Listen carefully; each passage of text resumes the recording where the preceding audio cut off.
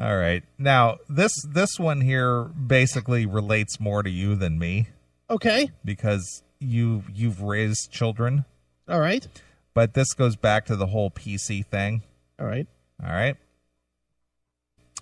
When Jenna Cooper came home from work last August and heard that another mother in her Brooklyn neighborhood called the cops on her nanny, her immediately reaction was fear. I heard the word police and got really nervous, Cooper, a lawyer in Brooklyn, tells Yahoo Parenting. But after my nanny, Nikki, explained the situation to me, my worry turned to anger and disbelief. Okay. Turned out Nikki had been at the park with Cooper's daughter, Anna, who often took her afternoon nap in her stroller. On this day, Anna was crying before she fell asleep, which wasn't unusual. My daughter has a strong set of lungs, and she sometimes cries when she's put down for a nap, as I imagine many kids do. Since we did sleep training with her when she was very young, we're fine with that. Not so fine was a local mother who approached Nikki and asked why the baby was crying and why Nikki wasn't doing something about it. After hearing Nikki's explanation, the mother accused her of neglect and then called the cops. Anna did, in fact, fall asleep, Cooper said, and when the cops showed up, they laughed that they were called in. Anna is the kid or the person watching the kid? Anna is the baby. Nikki is the nanny. So the nanny, the baby was crying. The nanny, Nikki, took the baby in a stroller to the park. And the baby was crying. The baby was crying before she finally calmed down and took a nap. Okay. Another meddlesome mother noticed that the baby was crying and the nanny wasn't fussing over it. She was just letting the baby cry it out. So she called the cops? She called the cops because she said she was neglecting the baby. Jesus God. Okay. All right. So Anna did, in fact, fall asleep, and when the cops showed up, they laughed that they were called in. As they should. While most parents would probably agree that it takes a village, thanks Hillary Clinton, intervening in someone else's child care is a big step and not one to be taken lightly, says Dr. Erica something or other, a psychologist and parenting coach in Oakland, California.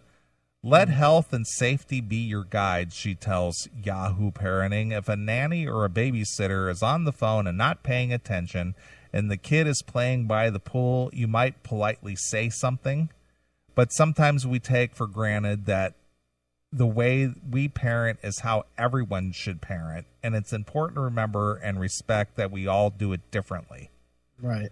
Cooper says she felt horrible for Nikki, who has been watching 1-year-old Anna since she was 4 months old. I couldn't believe someone would call the cops because a baby was crying for a few minutes, she said. That's what babies do. And this was like outside, right? This was outside in a park, yes. Okay. Feeling helpless but wanting to protect and defend her nanny and also her parenting style, Cooper wrote a letter to her. Now, this is a new one on me. You might know something about this, but I don't know anything about this. All right. She wrote a letter to her neighborhood list serve. Oh. Okay, I know what a listserv is. What is it? What is I didn't know they had them in neighborhoods. What is a listserv? What is that? It's like a newsletter. It'd be like a localized newsletter where probably everybody that lives in the neighborhood is signed up to it. Okay, so it's sort of like a bulletin board or something. In a way? Something like you could send something to it, and then you could either get it delivered to you every time somebody posts to it, or once a day with all the responses or whatever. Like a newsletter type of a deal. All right. It's like an open newsletter. Those are called a listserv. Okay, I gotcha. As I told our nanny, if she had let my daughter crawl or play around unsupervised, I would obviously had a serious problem and would appreciate someone looking out after my daughter's safety. But the fact that she let her cry before her nap is totally par for the course in my mind and does not constitute anything close to neglect. If you think it does, you should call the cops on me too. We happen to love and trust our nanny, as does my daughter, who cheers and squeals with joy when she walks in the house in the morning. While I appreciate the parents in the neighborhood who are keeping a watchful eye while some of us are working, let's remember that getting the police involved is a serious decision and one that should be reserved for obvious cases of neglect or abuse, not merely situations that exemplify child rearing styles that differ from your own. Yeah, that's just poor. Her neighborhood rallied around her in a world of internet intemperance and incendiary outbursts. You have written a response to provocation that is a model of sanity and reason, wrote one local dad. But a mom in California who encountered a similar situation when a fellow shopper asked her to keep her screaming kid quiet didn't have such a level-headed reaction, according to local news.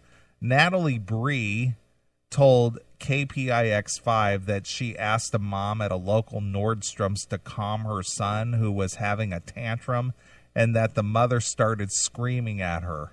She came to the side of me and told me not to tell her child what to do. And I told her that I didn't ask her child to do anything. I asked you very nicely to calm your child down just a little bit.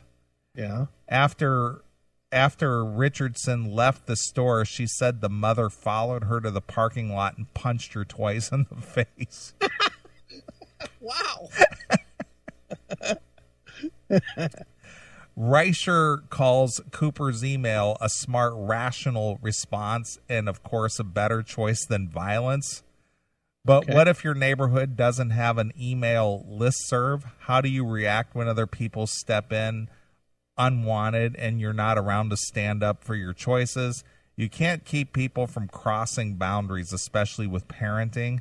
If it happens to you, remind yourself that the other person's actions are less about you and your parenting and more about them and their worldview. Okay. So some lady asked another, hey, could you kind of like calm your kid down a little bit? Exactly. So as a parent, yeah, thoughts? Well, I personally always live by the thought that if my kids started freaking out, I got them the fuck out of whatever we were doing. Right. Immediately. Sure. You know, whether it was a grocery store, whether it was a movie theater, whether it was and when they were little, you never take them to places where it needs to be quiet. You know, if like a movie theater, a library, you know, you just don't do it. You know, I mean, to say something to somebody else's kid, though, or to somebody else about their kid, man, that takes a lot of balls. They got to be doing something fucked up. Like, you know, somebody that, like, belts their kid or something. I will admit that I've said something to somebody doing that. Right. You know, seeing somebody take an open hand slap at a kid at a monkey bars or something. Sure. And I fucking went at that person. I was like, hey, you know, I'll fucking smack you, you fucking bitch. You know, sadly, that's a true story. Wow. But for the most part, man, you fucking avoid the other person's kid. It's really kind of their problem. If they're not abusing them or something, you leave it alone. Sure. You know, and I mean, the only time you step in on any level is if it's something where the kid could be hurt. Right. You know, now if the reason this kid was crying was because they were sticking needles in its eye or some shit, okay, then you stop it. But right.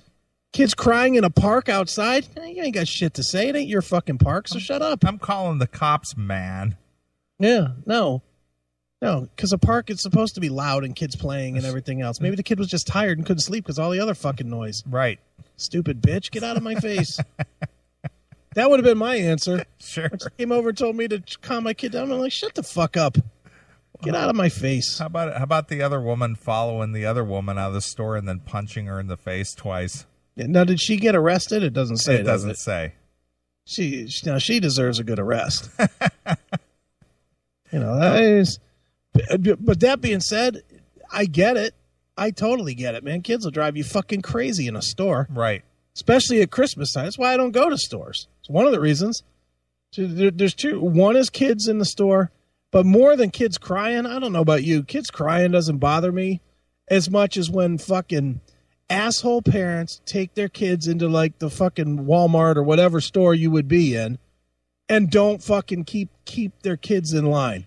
And their kids are running around, screaming, knocking shit down, pushing into your cart and whatever, and you're trying to dodge them so that you don't run them the fuck over. Sure.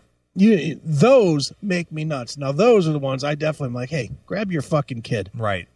Because that's just ridiculous. But, yeah, I mean, it's a touchy thing. My suggestion to anybody that's got a kid under age 5, shop online. Just shop online. Solves all the problem. Right. Do it on your phone when you're sitting at home watching TV or changing the diaper. You can change the diaper with one hand and be fucking on Amazon.com buying Christmas presents. There you go. Works perfect, and nobody's offended by that. Exactly. All right, dude. Let's play a couple of tunes. We'll come back. All right. Jump into some more shit here, but I just thought those were a couple of silly stories this week. All right, let's do that. I'm gonna make a suggestion. All right. Down. I want to do that podcast. All right, we'll do that next. All right, let's get into that since we got Doc in a little later. We have just about enough time probably to get into some of that. All right, because I did not listen to any of it. All right, well, so because because of your outrage at just listening to 2 minutes of it. 2 minutes, I was literally ready to punch my laptop. Nice, I can't wait. Fantastic. All right, since we're talking about kids and parks and all that stuff, I thought I'd play some Coney Hatch. All right. So here's some monkey bars. Nice. Exclusively here on your classic metal show.